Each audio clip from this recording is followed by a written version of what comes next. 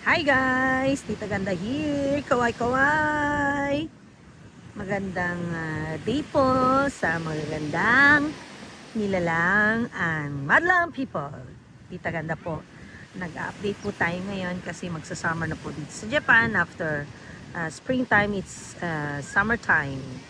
The summertime is coming, so nagpe-prepare na po ang ating mga kababayang Hapones sa season ng summer. At nandito po, ayan, ang dagat. Napakaganda. Meron na pong mangilan-ngilan. June pa lang, mangilan-ngilan. May mga nagpipiknik na. Ito po ang napakagandang tanawin dito sa isa sa mga sikat na dagat na pasyalan po sa Japan. So, bago sila mag-prepare, meron silang parang belief or